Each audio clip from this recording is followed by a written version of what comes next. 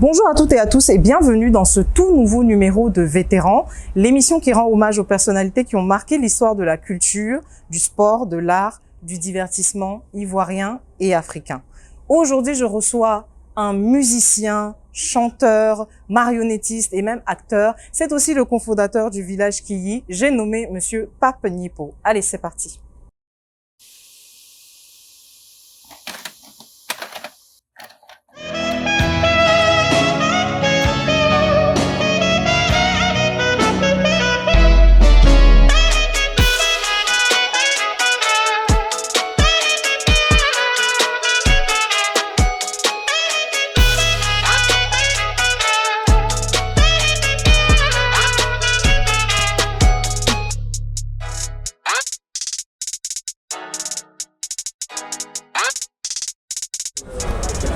Monsieur Pape Nipo, bonjour. Bonjour. Bienvenue dans Vétérans. Merci. Merci d'avoir accepté notre invitation. Yo. Alors, vous nous recevez aujourd'hui au Point Bar et nous allons discuter de votre carrière, principalement.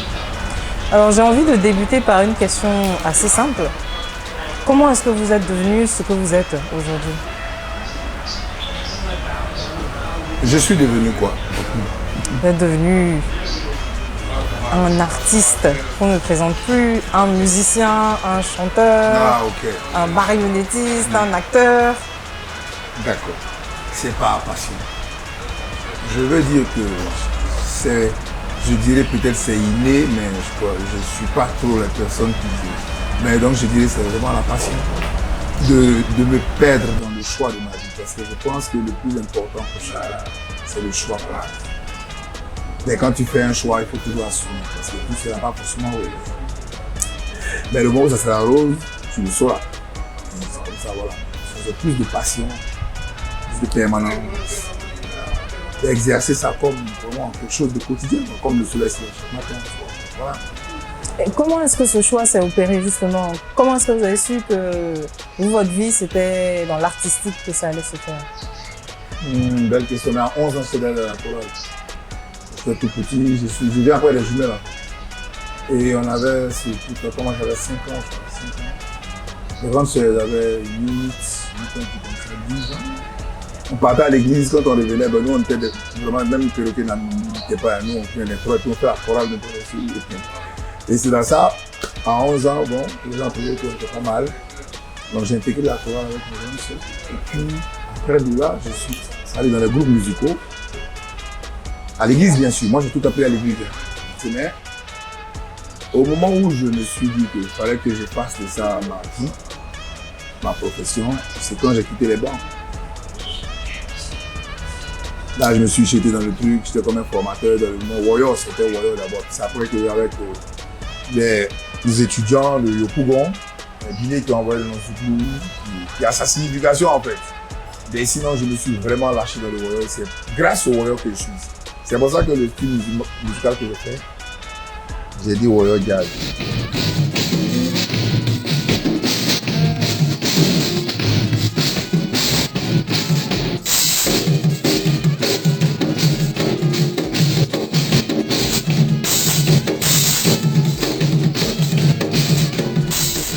On va revenir au Warrior Jazz, mais on ne va pas en parler tout de suite. Je vais plutôt vous demander comment est-ce que vous passez de la musique chrétienne au Warrior, justement? Ben je veux dire que c'est une comment je dis, je ne vois pas de barrière. Puisque c'est des sonorités et des mélodies. C'est seulement les thèmes peut-être qui changent. Mais je veux dire, donc c'est plutôt de la musique chrétienne à la musique Warrior. Mais moi, je n'ai pas vraiment grandi chez mes parents. J'ai grandi chez les parents adoptifs. Ma grande soeur, même ma mère, qui était ma mère adoptive, elle et son mari qui était professeur de sciences naturelles. C'est là-bas vraiment que les choses avaient commencé à devenir plus bon. De là, quand j'ai senti que l'école n'était plus ce que c'était, j'ai pris mon vol. J'ai quitté, là où j'étais, franchement j'ai grandi au nord. J'ai grandi au nord, j'ai quitté le nord, je suis venu à Abidjan. J'étais venu pour être d'abord basketteur. Il y avait plusieurs codes avant là. Il y avait le basket, il y avait la danse, il y avait le théâtre, toutes ces choses. Mais la chose qui avait plus pris, c'était le tam-tam. Parce que là, c'était vraiment, je dirais, un vrai underground. Parce que Quand j'ai commencé avec le basket ici, à Freshfield, moi je viens d'arriver du Nord. J'avais vraiment mes précisions, les frappes. J'étais beaucoup aimé par le coach en fait. Mais quand il n'est pas là, quand il y a l'écran, moi je suis seul. Et souvent tu ne peux pas trop communiquer avec les gens parce que c'est comme si une sorte de blocage. Bon, j'ai les plus, il m'a fait la danse. De toute façon, moi je sais qu'à tous les coups, je vais trouver forcément bon. Il m'a fait la danse. Bon, j'arrive aussi sur la danse, je me rends compte que les gens avec lesquels je peux vouloir créer cette chose n'ont pas le même degré d'ambition. Eux, c'est peut-être que c'est les vacances. Alors que moi, c'est un pas. Maintenant, tu comprends le premier pas pour écheler une vie, en fait. Mais bon, c'est pas compris. Dieu merci que je n'étais pas sur la scène ce jour. Parce que je pense que tous mes conseils étaient passés à côté. Je leur ai dit non, moi, je ne danse plus avec vous. Mais je prends mon tam-tam et je vais vous supporter. Là, si vous arrivez quelque part là-bas, si vous avez été premier sur la chance, si vous avez été c'était dernier aussi. Ils étaient derniers. Ils étaient derniers. J'ai construit mon tam-tam. Et bon, à partir de là, j'ai commencé à regarder les vaches. Moi, déjà, quand les gens partaient, quand j'ai quitté les... C'est pas aujourd'hui, hein, c'est quand même 92, presque, j'ai quitté les bons, longtemps. Je voyais les jeunes qui passaient avec classe. Moi, je mettais mon tam-tam derrière mon dos. Je partais au centre de l'époque. Quand il est midi aussi, je mets mon tam-tam, puis je reviens comme les autres. Tout on est parti au milieu. Et dans ça, un peu, les voyants, à chaque fois, on était obligé d'attendre les cadavres avant de manger. Ça devenait vraiment ridicule, quoi. Et moi, j'avais une seule prière, je me suis dit, mais Seigneur, c'est vrai, aujourd'hui, on se moque de nous, mais demain, il faut que franchement, on soit vraiment dans une base d'excellence. Tout ce qu'on fait, c'est quand même du talent, là, des belles choses dedans. Bon, aujourd'hui, quand même, déjà, j'ai fait ma prière, mais sinon, c'est vraiment le royaume, là, qui a été la clé d'ouverture de toute cette arme. Alors, qu'est-ce qui se passe quand vous sortez votre premier titre? Ce qui se passe quand je sors mon premier titre, ça cartonne. Ça cartonne, j'étais avec Péoula Zéroué. Bon, tu sais, moi, en ce moment, je n'étais pas trop plié au village. J'avais seulement mon talent, parce que je crois que partout où je me mettais, je sortais. Quoi. Mais c'était pas évident, parce qu'il y avait beaucoup de dénoncés qui étaient là, puis il y avait beaucoup d'anciens. Puis bon, carrément, moi, j'avais voulu faire l'album. Si la maman de Didi n'était pas là, ça n'allait pas être bon, parce que c'est elle qui était... Elle et madame, bien sûr. Mais je lui ai dit, c'était plus la mère de Didi qui affrontait vraiment le souterrain, quoi. Pour essayer de soutenir jusqu'à ce qu'on puisse faire l'album ensemble. Mais quand on est sorti, ça cartonnait, il n'y a pas eu de démesure, c'est une femme pleine de talent. Moi aussi, j'étais dans ma gamme. Je me rappelle encore de notre premier tempo, où c'était avec Tonton Bouba. Et quand ça a commencé, il a dit, ouais, ça c'est le plus bon, avec leurs chansons lyriques et autres. Mais quand il s'est rendu compte que non, le morceau avait pris un cycle, il a commencé à dire, ah, c'est nouveau, c'était vraiment étonnant. Mais ça avait cartonné. Alors, à propos de votre duo avec Péoula Zéroué, on a quelques images qu'on va regarder.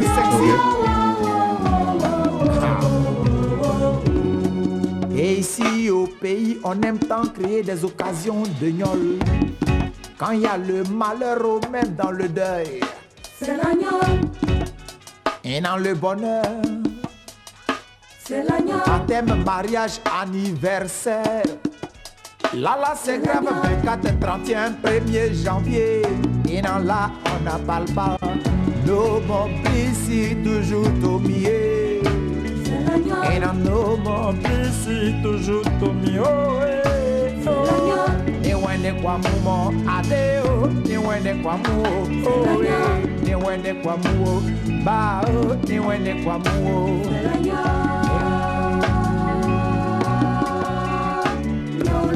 Newe kwa mumu yambe nyimi no grasi munamo o karimi ni mo karimo biye grasi o karim we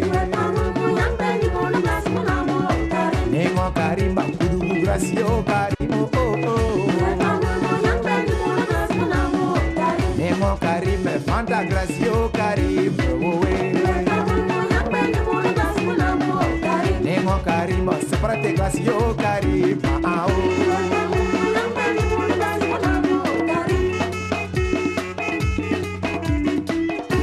Et c'est pour dire qu'on a mené tout ça bois. C'est pour dire qu'on ne peut rien contre l'alcool. Mais attention au dernier cri des taïko. Faites attention au dernier cri des taïko. Parce qu'il y a des daiko où tu fais diarrhée par la bouche. Il y a des daiko où tu réponds oui à tout. Il y a des daiko où tu te crois dans ta chambre alors que tu es couché. Et j'ai dit dans Carnivo. Maintenant le dernier cri des daiko, c'est que tu prends ton chaos. Partout où ça t'a trouvé, c'est ça là qui est mauvais. Ningo Karim, super tes glaces, yo Karim. Ningo Karim, kengu se glace, yo Karim. Ningo Karim, oh Karim, Ningo Karim, attention, y a des problèmes de foyer. Ningo Karim, attention, y a des problèmes de santé. Ah Karim, bien gracieux Karim.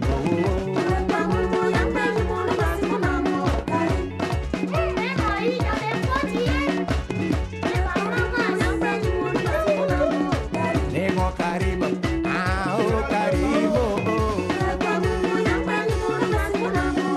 Ningo Karim, attention, y a des problèmes de santé.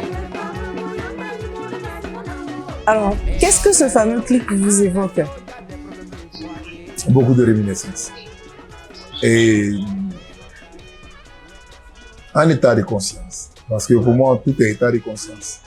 C'est comme si j'ouvrais un fichier dans un ordinateur quoi, pour découvrir un longue date.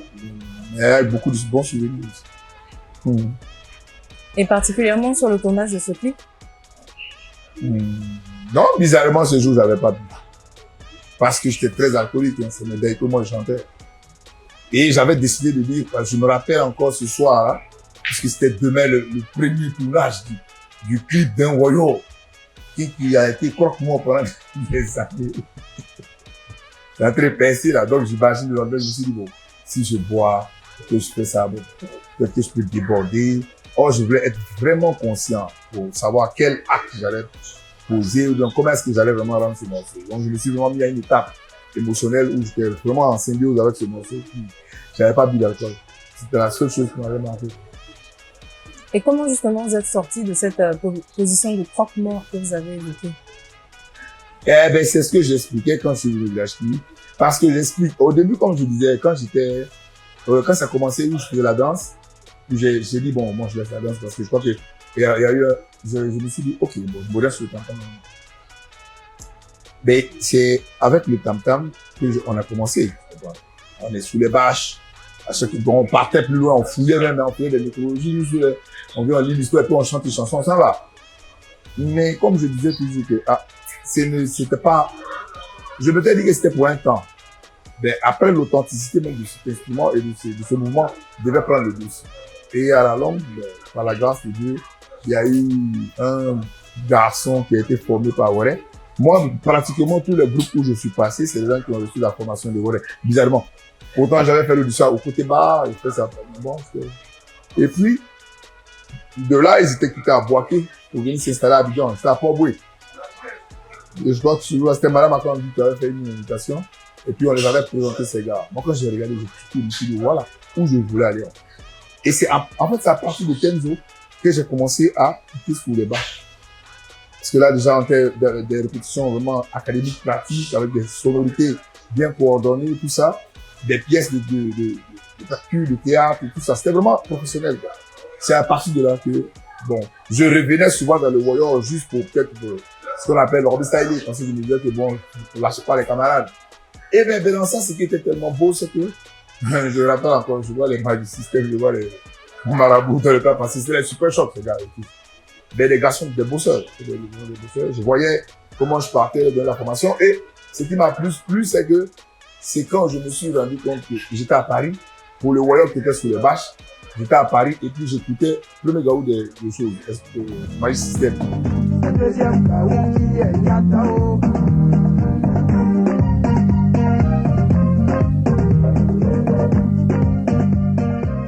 J'étais tombé dessus du doigt, hier on était sous les bâches, on se moquait de nous.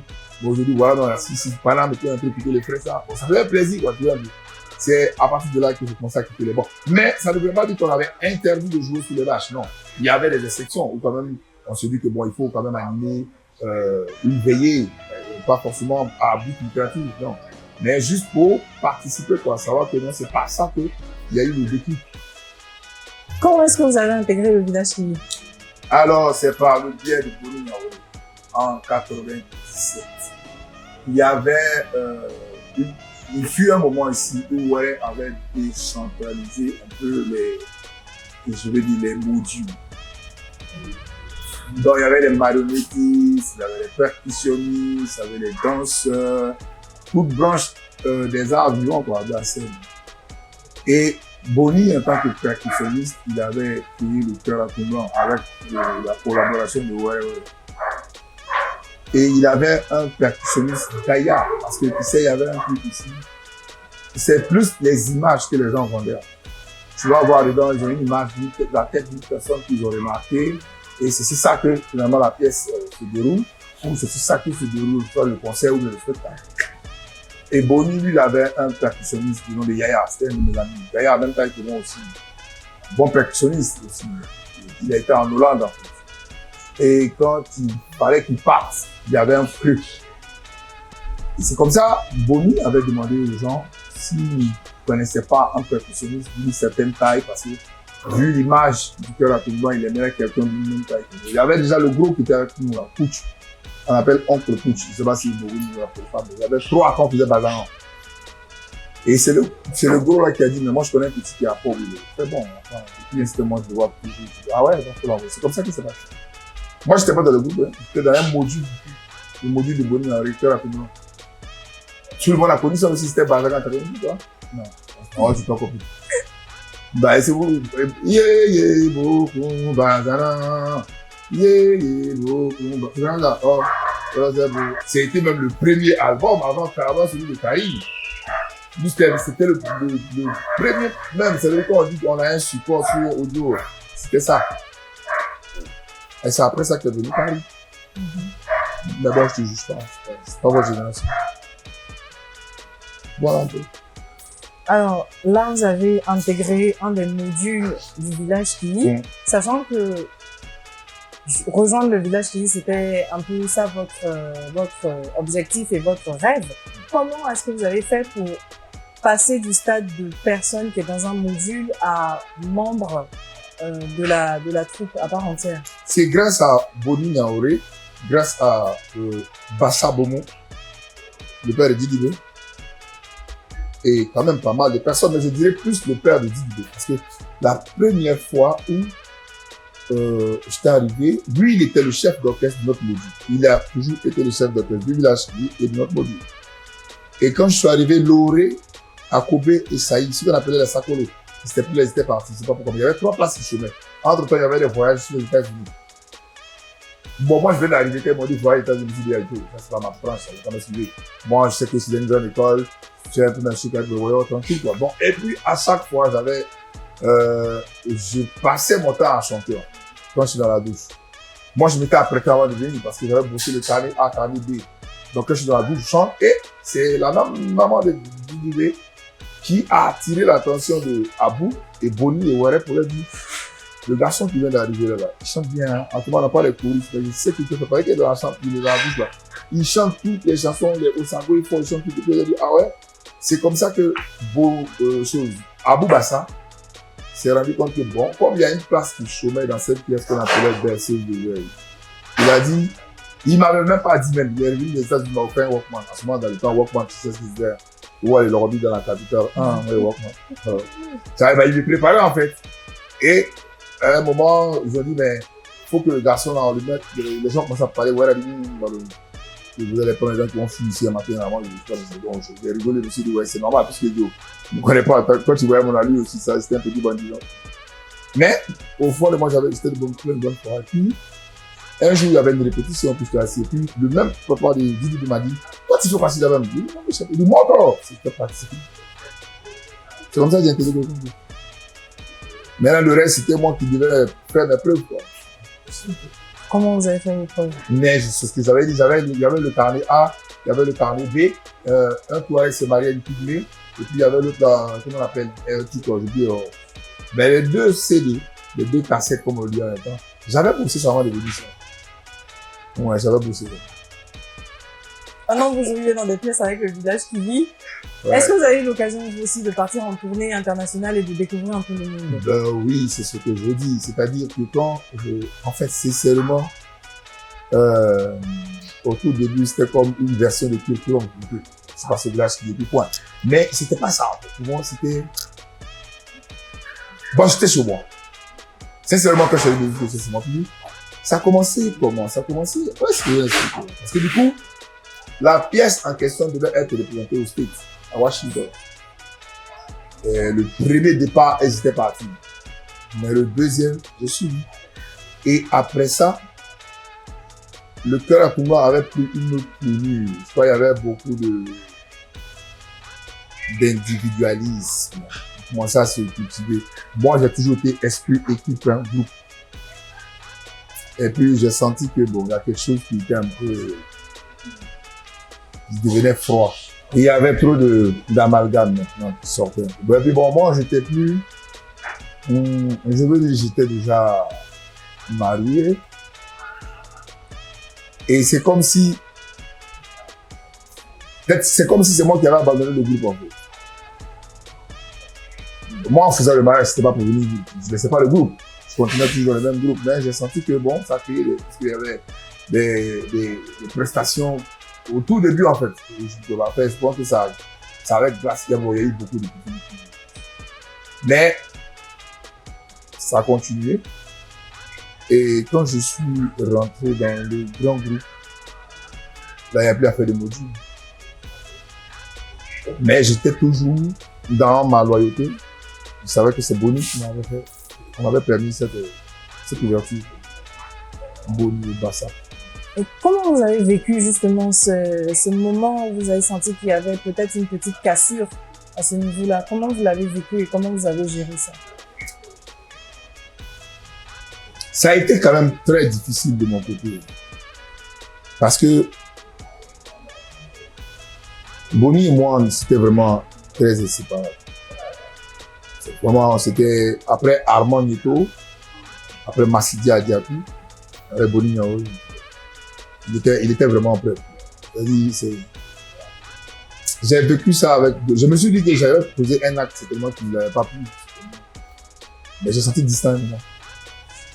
Mais ça ne m'a jamais empêché de reconnaître qu'il a été la personne par laquelle je suis passé. Alors, on rentre maintenant dans un chapitre où vous avez réalisé votre rêve, vous avez intégré le village Kili, vous avez sorti un premier album à succès, vous êtes chanteur toujours de Woyo. Alors, c'est quoi la prochaine étape pour vous? La prochaine étape n'est rien d'autre que la transmission de la santé des gens. Actuellement, je disais, je suis dans un nouveau projet innovation où j'essaie que j'appelle concert sportif santé.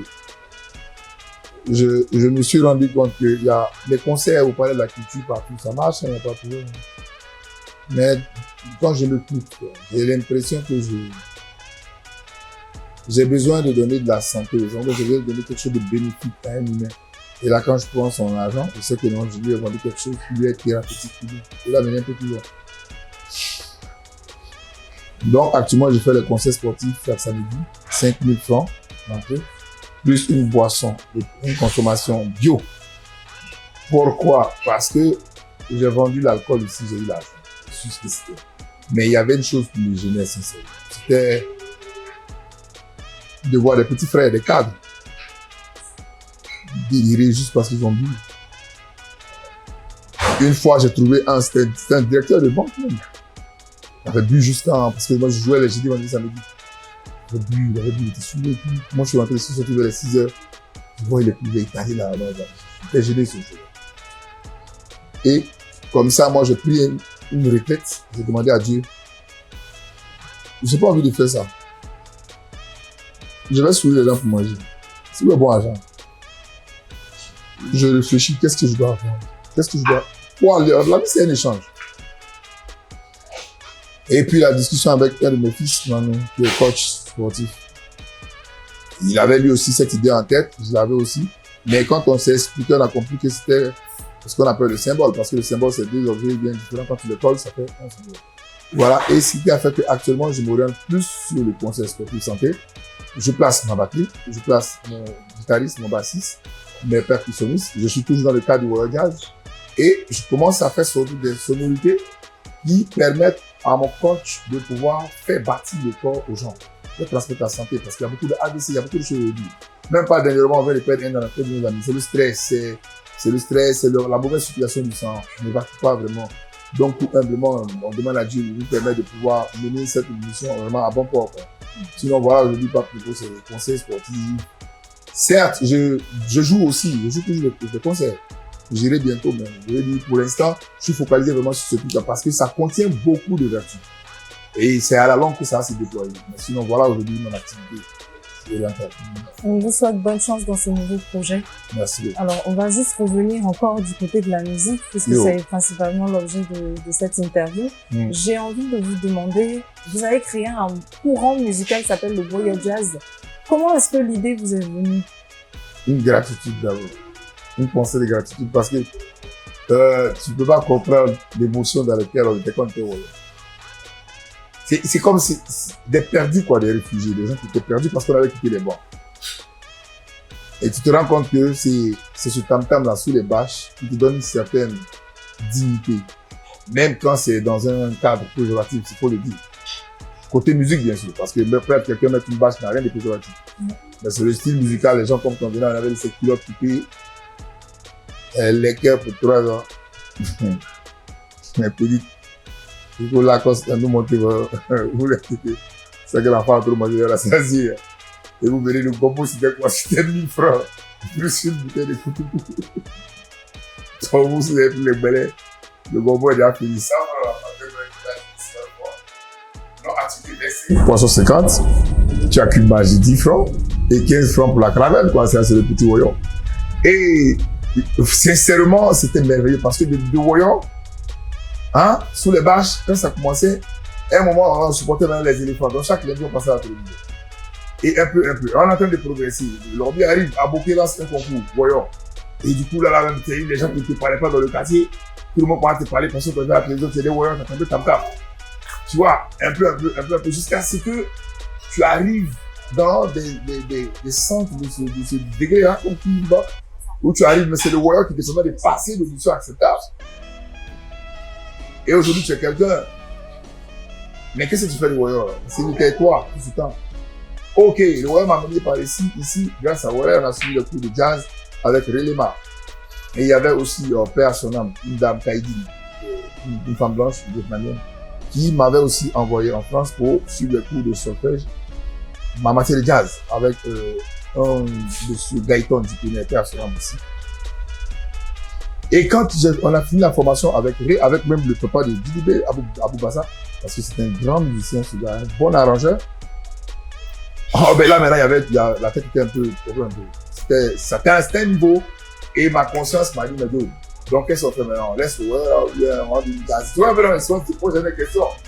Et puis, il y a une voix qui te dit, ah, sommet le voyant, comme ci, comme ça, on peut pas ici, et puis bon.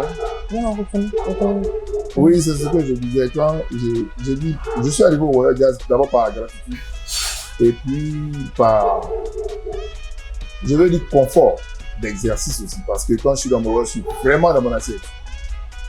Voilà un peu les deux raisons. Quel rôle joue la spiritualité? Parce qu'on vous sait très spirituel, vous l'avez déjà mentionné plusieurs fois. Quel rôle joue la spiritualité dans votre art? Je veux dire l'expansion. L'expansion. Parce que tu vois, bon, je dis, tout est question d'état de conscience. Et selon l'expansion de ta conscience, tu peux percevoir d'autres dimensions. Et ça, il n'y a rien d'autre que la spiritualité qui peut te permettre d'atteindre ce genre de choses. C'est-à-dire pouvoir t'élever au fond de toi pour ne pas être vraiment dans la grossièreté. C'est dans ce sens. Alors, Pape Nipo, c'est aussi une carrière d'acteur. Peut-être que les gens sont un peu moins familiers avec... Ouais, pas SSV, tu vois, c'est pas... C'est une chose. Non, acteur, à moi, c'est quand il est bien vieux, là. Il a la tête toute blanche, il a un vampire, il a un acteur. Et joue le rôle de Dieu.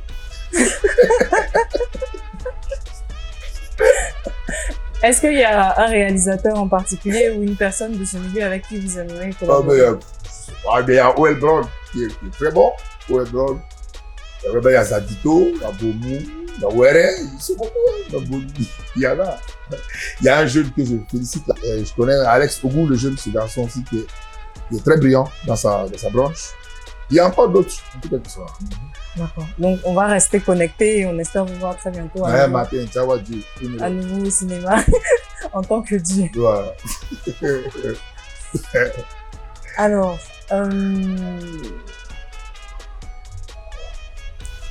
j'ai pu lire parfois, on disait que par rapport à d'autres artistes du village Kiyi, vous n'aviez pas forcément eu la carrière que d'autres auraient eu. Moi, je pense que vous êtes plutôt consacré au village justement, puisque vous en avez la direction actuellement. Alors, quel est votre avis là-dessus? Oh ben oui, je veux dire que je ne me suis pas occupé de moi seul. Et puis c'est ce que j'expliquais, c'est-à-dire que c'est pas de ma tendance. Je suis une personne, comme je dis, j'ai toujours fonctionné en groupe. Je connais pas les carrières. C'est pour ça qu'aujourd'hui je félicite les enfants là, les Magistystèmes, ces petits là qui ont vraiment permis à ma prière de se Les gens ont une façon de voir. Je suis pas le style, oui, Pape n'est pas en concert là, il faut parler de la culture, après, tant. C'est un système, il est beau. Mais moi, c'est quand je suis en train de jouer avec des gens qui ont reçu une formation, qui ont vraiment un niveau. Là, moi, je suis content. Ça veut dire, tu vois, un peu mon état d'esprit, je dirais, c'est comme, béni soit le nom de ce monsieur, Père, son nom, soit connu. Parce que voici quelqu'un qui m'a beaucoup marqué. Lui, quand il crée là, c'est-à-dire, il adapte sa nation. Voilà comment moi je fonctionne. Je me dis que je suis là. Si on ne doit pas en train de faire des concerts par-ci par-là, je suis en train de transmettre le forme. Et avec ces enfants-là, quand on parle d'eux, mon nom sort à l'intérieur, ça me fait plus plaisir. Que ça soit la primauté de oui, on dit Pape Nepo et tu vois un peu de quoi je parle. Bon, c'est pas que ma tendance, c'est bien de tout.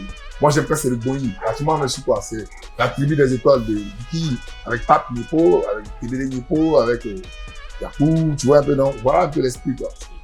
Mais certains se disent que non, si tu ne fais pas peut-être comme, je sais pas, les garagistes ou bien les Soumbil en train de faire les concerts par-ci par-là, c'est comme si peut-être tu manquais d'inspiration, de quoi, non? Ça n'a rien à voir. Parce que quand tu me trouves dans mon laboratoire, je te rends compte que les produits qui sortent sont vraiment des produits qui sont capables d'être utiles à l'âme humaine.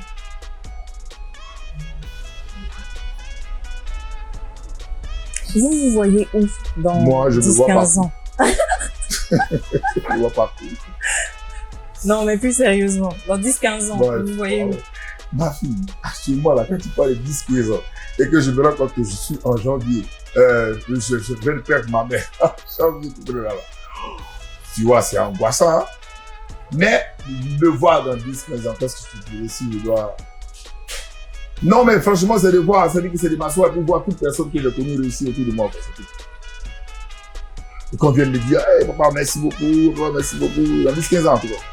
Ça, c'est mon souhait. Voir vraiment autant de personnes réussir autour de moi. Autant de personnes. Et que d'autres même peut-être chantent même les chansons. Que je vais m'amuser avec mes enfants, mes petits-enfants. Tu vois, donner la gaieté à l'âme. Franchement, voilà. Par rapport à l'ensemble de votre carrière, est-ce que vous avez peut-être des regrets? Bon, moi, je ne sais pas regretter. Je suis un peu, je sais pas comment le dire. En fait, j'ai du mal à garder souvent les mauvais souvenirs. C'est pas si c'est un défaut. Bon, il y a aussi dans la rue c'était vraiment, je sais pas, c'est avec les points, quoi. Donc, je sais pas trop garder. C'est que quand t'es jeune, si j'ai quelque chose contre toi, on crie ouvrir, on se frappe. Celui qui gagne, il a gagné. Celui qui n'a pas gagné, il n'a pas gagné. Après, on se salue puis on roule. Donc, je ne sais pas en soi, et puis j'ai quelque chose à te dire, ou bien j'ai quelque chose dans le cœur, et puis je te regarde. Selon vous, quels sont les outils qui pourraient être mis en place pour aider à transmettre l'héritage culturel en Côte d'Ivoire et éventuellement en Afrique? Des structures mises en place, quoi, pour que ça puisse, le message puisse passer. Voilà, qu'est-ce que vous aimeriez que l'on puisse mettre en place? Ce que j'aimerais vraiment, je dirais, c'est plus de communication. plus de communication parce que le village qui est une maison de création. Mais il y a toujours des petites failles dans chaque chose. Là, aujourd'hui, ce n'est pas les créateurs qui manquent dans ce village. C'est plus la promotion et la vente des produits. Parce que si c'est les produits, il y a rien. Par contre, là, mon souhait, c'est de trouver quelqu'un qui va venir vendre les produits de la maison et elle aussi gagner sa vie, cette personne. Comment est-ce que vous avez finalement réussi à équilibrer votre vie artistique et votre vie privée puisque vous travaillez au village Kiyi avec votre femme ou le Qu'est-ce qui t'a gêné? Tu as constaté quelque chose qui t'a gêné? Non, pas du tout. Justement, j'aimerais bien connaître votre secret. Parce que travailler au même endroit tout en étant en couple et vivre au même endroit, être tout le temps ensemble, il y a beaucoup qui n'ont pas résisté justement. Donc, quel est votre secret? C'est une belle question. Je pense que c'est un paramètre sur lequel j'avais peut-être décidé de prononcer un jour.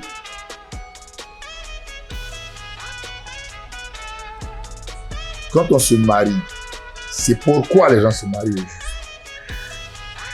C'est vrai, aujourd'hui, je suis quand même à un âge où je peux m'asseoir, ouvrir un cabinet pour essayer de conseiller les couples. Parce que pourquoi les gens se marient? C'est quoi l'objectif? Pourquoi deux personnes décident? Ben, si c'est que pour le sexe, je pense que ça se vend partout. Mais quand tu décides d'associer, de sceller ton âme à celle d'une autre personne, c'est plus les mêmes données. Ça devient comme la langue et les dents. C'est en train de mettre graine. Si ça a glissé, ça devait être gentil. Fia! Tu as les gencives, ça peut aider. Tu vas aider. Tu vas laisser. Ça va faire thérapie, tu vas de la paix sans. C'est à peu près la même chose. C'est-à-dire, moi, pour moi, quand je me marie, et c'est pas pour le gigoler, c'est pas pour le gigoler, mais c'est donner vraiment à Dieu, sinon à César, pour ce qu'il appartient. Et puis, bénir cette dame. Parce que je me prends comme un élément de la Côte d'Ivoire lui offre. Parce que ce qu'elle a fait pour la jeunesse ivoirienne d'abord, avant qu'elle ne soit une jeunesse panafricaine ou bien mondiale, c'est beaucoup. Elle a beaucoup fait pour ce pays et elle continue toujours. Donc moi, en allant vers elle, c'était pas peut-être le jeune garçon qui venait là, non. C'est peut-être une âme de notre mère patrie qui avait décidé de la récompenser. Vu sous cet angle, la relation n'est plus mono, mais elle devient stéréo. À quel moment on est en première, à quel moment on est en deuxième, à quel moment on est en troisième, à quel moment on est frère et soeur, à quel moment on est confident, et à quel moment on est mère et fils, et père et fille, et à quel moment c'est monsieur et madame. Quand tout ça c'est classé, vous pouvez taper 100 ans sans vous en rendre compte parce qu'elle varie. Mais quand c'est en stéréo, en mono là, moi je me dis souvent certaines personnes vont se marier juste par maturité ou bien par formalité à remplir. Ça n'a rien à voir, c'est des actes qui ont une certaine dimension. Tu ne peux pas venir se lever pour faire des choses et puis bon, pas une dame comme celle-là, tu vas te lever pour venir te jouer, c'est pas les temps qui viennent comme, c'est une malédiction. Donc, on s'est assis, mais cela ne veut pas dire qu'il n'y a pas eu de clash. Hein. Il arrive des moments où peut-être que vous ne pouvez pas partager le même toit. Pas parce que vous répugnez, non, mais à cause des occupations. Parce que nous sommes des artistes différents. On a besoin vraiment d'un cadre, d'un espace perso, comme un laboratoire où se développent un peu nos idées. Donc, allant dans ce sens, c'était déjà le premier point. Je vais dire que partout, les gens croyaient que j'étais venu pour... Bon, d'abord, peut-être pour marquer sur tout, puis trouver une occasion pour aller sur le bain, parce qu'il y a des gens qui ont fait ça. Mais moi, je sais que le jour où je devais me marier, ma grande sœur était venue ici de paix à son âme, et elle m'avait donné un garant de femme. Et si je m'amusais pour dire que je m'avais fait quelque chose en ayant en tête, après un doubling, tu vois, ou bien un mauvais jeu, ça risquait de ne pas être bon pour moi parce que je suis censé être le seul garçon d'une famille. Tu comprends un peu? Donc aujourd'hui, elle et moi on s'est assis et puis on a vécu ce qu'on appelle ce qui doit être bon. Et après on a fait des choix. C'est pour ça qu'on est là, ça a peu fait 1000 ans. Aujourd'hui, qu'est-ce qu'on fait? On donne même plus de conseils aux couples. Parce qu'ils sont étonnés. Moi, il n'y a pas longtemps, je viens de régler un ou deux couples là, des jeunes frères à moi, des cadres. Des cadres, c'est seulement qu'ils ont de l'argent, ils n'ont pas produit d'argent. Mais ils se rendent compte qu'avec tout cet argent, ils pouvaient s'acheter comme n'importe quelle fille. Mais c'est pas évident. Parce que je leur ai laissé le temps de plonger alors dans les débauches pour voir de quoi ils s'agissait. Et quand ils ont touché le mur, ils se sont rendus compte que non, ça ne servait à rien parce que c'est pas le même, je veux dire, c'est pas la même résonance. Celle-là, vous avez passé des années ensemble. Vous avez eu un enfant ou deux enfants. Déjà, le meilleur mariage, c'est moi ça. Parce que vous avez unifié vos deux corps dans le corps d'une personne. Donc, à quoi ça sert? Bon, vous avez le temps, vous avez, c'est pour l'aller, vous allez là. Elle retourne là-bas, parce qu'elle-même, la femme, elle a besoin de compréhension. Si tu causes bien avec ta femme, la seule chose qu'une femme demande, c'est le respect. Une fois que c'est qu'elle est respectée là, elle va te laisser effectivement, mais elle te dit quoi. Donc voilà, ça va être des petits cours, depuis beaucoup de, je veux dire, d'humour, beaucoup de communication. Elle est comme ma fille, elle est comme... Mais c'est des choses qui se cultivent, on ne dit pas ça facilement comme ça. Parce qu'on se met ça en tête qu'on cultive, qu'on finit par avoir ce genre de résultats. Et j'aimerais vraiment parler au couple, parce que si c'est pour s'asseoir à faire des dots de millions et autres, et après ne même pas rassurer la fille, bien ne même pas rassurer les personnes, à quoi ça sert? Ou bien aller faire des mariages où vous dépenser des gens de choses, et après pour les divorcer, à quoi ça sert? Respectons Dieu aussi des temps. La vie n'est jamais facile quelque part. Dans chaque activité, il faut savoir qu'il y a le côté négatif et le côté positif. À toi de t'orienter sur le côté positif et puis ça arrive. Voilà un peu. Merci beaucoup, Pape Nico, pour ces précieux conseils. Alors, avant de conclure cette interview, dans Vétéran, on a un peu une tradition qui consiste à remettre à chacun de nos participants ce qu'on appelle un award, l'award vétéran. Alors, c'est un trophée pour marquer le coup et vous remercier personnellement pour la contribution que vous avez apportée à la culture ivoirienne et africaine. Merci. Merci. Alors voilà, aujourd'hui, je vous remets votre award de vétéran. Wow. Mon Dieu, vous m'avez gâté. Facebook, t'as vu, c'est bien ma fille. Toi, tu es en avance. Je t'avais dit que j'allais être plus blanche chez eux. Elle est pas blanche. Non, je vous encourage. Je dirais quoi, je demanderai au maître des communications de vous expliquer. Parce que tout ce qu'on fait a un côté immatériel. Quand le côté immatériel est bien rendu, le visuel, il touche forcément la couleur de l'âme. Donc je parle beaucoup d'âme parce que finalement c'est la seule chose qu'on a. Quand on ne fait pas attention, c'est quand on le met dans le glacier, congélateur forcé, là, c'est là qu'on dit ah là ma mission. Je dis merci beaucoup, je vous demande plus de soutien, plus de réalisations. Vous êtes passé dans ma main, ça veut dire que forcément c'est un doigt où. Donc à tous les coupés, un matin tu vas porter un peu de parents, ça vient de nous. Tu penses à moi, Anna Brice. Merci beaucoup à cette télévision et je souhaite le meilleur pour cette belle télévision. Merci beaucoup, monsieur Pape Nico. Merci. Ainsi s'achève ce numéro de Vétéran. Merci à tous de l'avoir suivi. Je vous donne rendez-vous la semaine prochaine pour un tout nouveau numéro. À très bientôt.